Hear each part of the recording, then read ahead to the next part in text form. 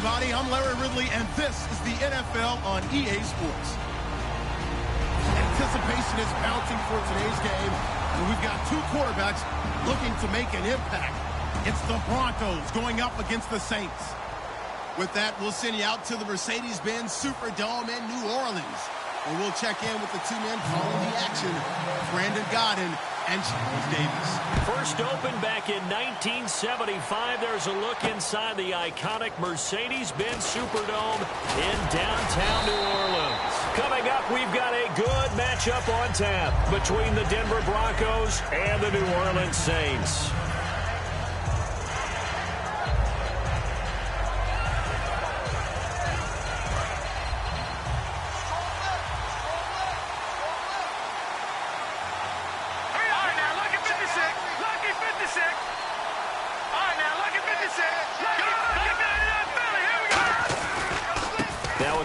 C.J. Anderson. And he's going to lose yards. They take him down at the 26. That's going to go as a loss of 2, and it'll...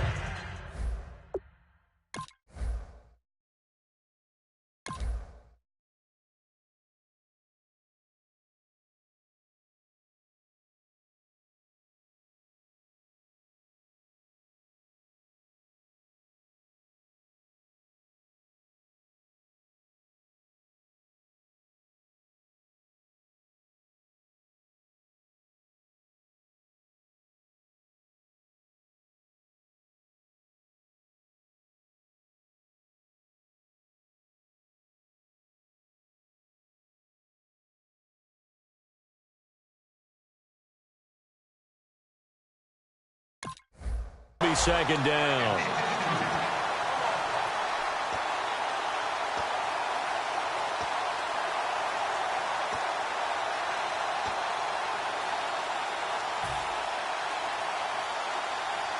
And the offense moving in the wrong direction here now as they face a 2nd and 12.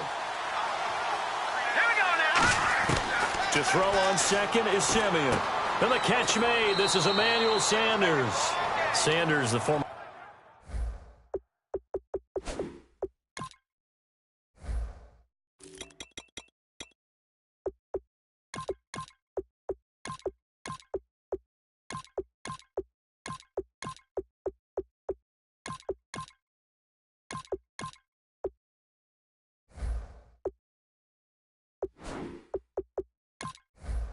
SMU product, had 79 catches last year, over 1,000 yards, 5 touchdowns. They're going to need more of him in Denver if they want to get back into the playoffs. Part of a great tandem, he and Demaryius Thomas, and Demaryius plays out wide. He's one of those guys that you send him out there and let him work one-on-one and use his big body and his big frame to get open.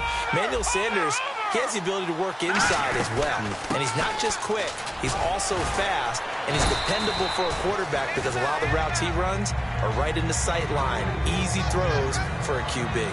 Offensive linemen love creating space for their guys carrying the ball, but when that guy also breaks tackles and creates extra yardage, they almost feel like he's one of them, and they really embrace him. They run it again with Anderson, and he'll take it down shy of the 45 at the 46. It's a pickup of 6 and good enough to move the chains. So many teams want to throw the ball in this situation nowadays, but I love watching a team that has enough confidence to go ahead and run the football in that situation. That's almost a tendency breaker.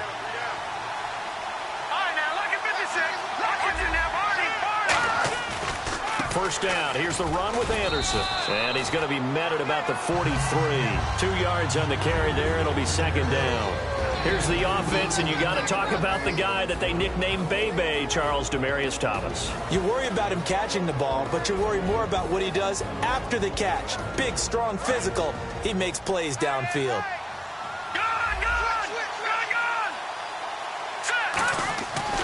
On second down, Anderson. And able to push his way forward here for a good little gain. Give him 6 on the play, and all of a sudden here it's third down. This drive is turning into an extended one, and the guy carrying the ball, he's becoming more like a body blows guy. Every carry is putting some damage on the defense. So after a while, I'm not too sure how many guys are going to want to run up and tackle him. They'll run it. Here's Anderson. And he's got room. And he gets the first down here as he's taken down at the 24.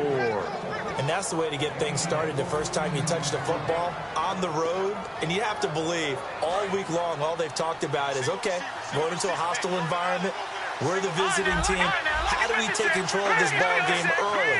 That's one way right there. No fear, guys. And if they had any, it's probably gone after that run. And a good run as he manages 7 yards down to the 17. Some runs are blocked so well, you almost forget that someone has to carry the ball to gain the yardage. The leverage by the offensive line to create space up front, really well done. They'll try the air now with Simeon. And his pass, incomplete. C.J. Anderson, the intended target. And it's 3rd and short. And now a look at the Saints starting defense. Nick Fairley's a former #1 draft pick that when you get the best of him, you get elite play at the defensive tackle position. This will be play number 9 coming up on this relatively long opening drive as they look to convert on 3rd down. Under a heavy rush, and down he goes. And look at this. They're keeping the punter on the sideline. They're going to go for it here on the opening drive. Man, he got in there so quickly, Charles. What could the offense have done to adjust and account for that? But what you're hoping is that you figure out and you see and get a clue that maybe there's going to be some pressure coming at you, and you change the blocking schemes. Maybe you go to max protection. The biggest one is maybe you bring your running back in to try and keep you clean. But in that case, that didn't happen. 0 accountability, and a sack resulted. Now Simeon, and this is caught. Demaryius Thomas. That one good for 10 yards. And they're able to pick up the conversion here on 4th down. Well, the field goal attempt was well in hand. They had that, but they decided to go for it anyway. Extreme confidence, it looks like. Yeah, but I bet the defense is going to remember this one, right? They kind of rubbed their nose in it.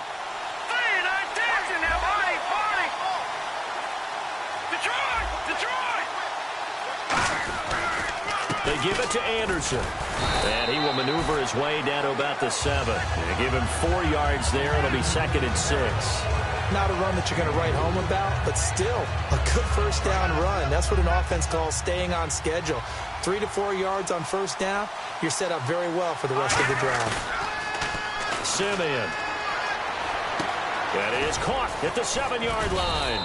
And he'll be brought down here at the 3-yard line. A gain of 4 on the play. And just like that, it's 3rd down. I wouldn't be surprised to see the next step in utilizing this position is to actually utilize more of a scat back in this spot. Because we saw the catch there, right? He made it. But he's a bigger, stronger guy. Maybe not quite as elusive as maybe someone else you would put there. Yeah, didn't get the big yardage there you might out of a smaller back.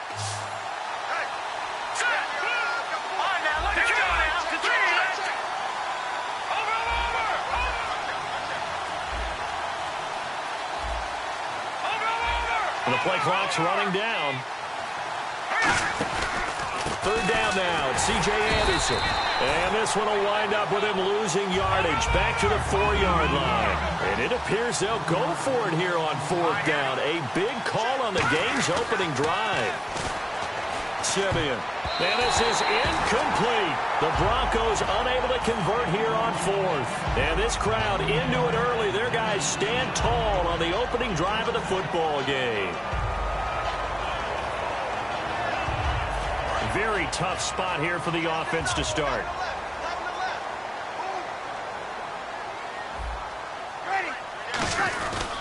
They'll run for the first time with Mark Ingram. It's a gain of a yard, and it'll take us to the end of the first quarter. For Ingram, he topped the 1,000-yard mark this year for the first time in his 6-year career. Didn't he just come out of Alabama last year? That's what it feels like, right? I mean, it's hard it's to amazing. believe 6 seasons he's had. Won a Heisman Trophy there, finally over 1,000 yards as a pro, and he increased his number of long runs, becoming a much better ball carrier into the secondary.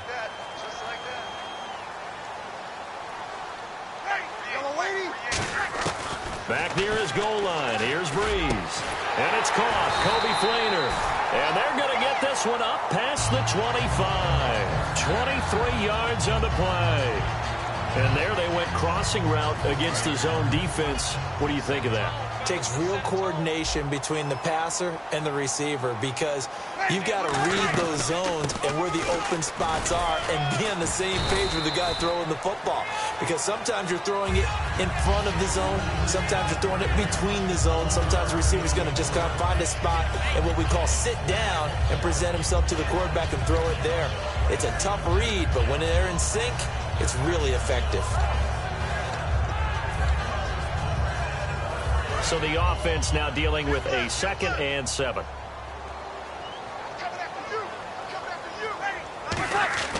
Breeze to throw on 2nd down. And that one got tipped. Kind of threw everything off. It brings up 3rd. Anytime a ball's thrown in the middle of the field and it's popped up in the air, I expect someone to catch. It doesn't matter whether it's offense or defense, because there's usually a great amount of bodies in that part of the field. In this case, no one came up with it.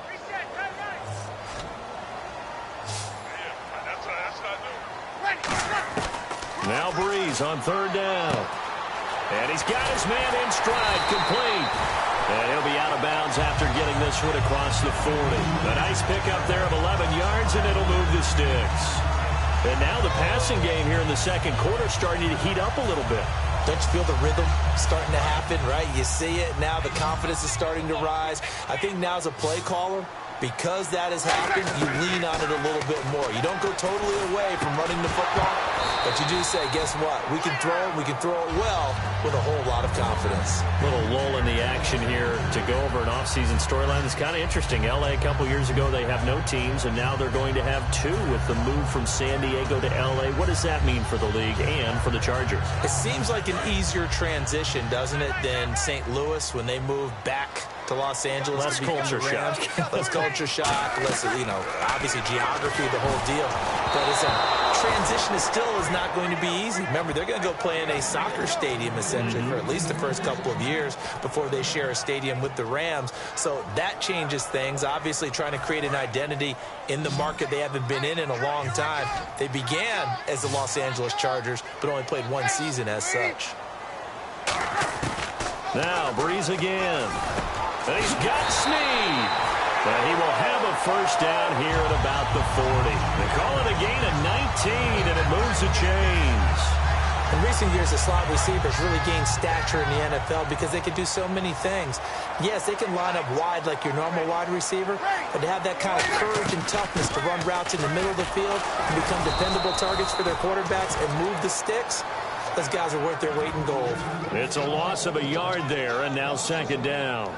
When we did DeMarcus Ware's games in Dallas, didn't we spend most of the time talking about him rushing the passer? We did, and how about now? Oh, boy, he's expanded his game in a big way. Really does a great job in the run game now, using his length, using his leverage to hold the point of attack and make plays as we just saw there.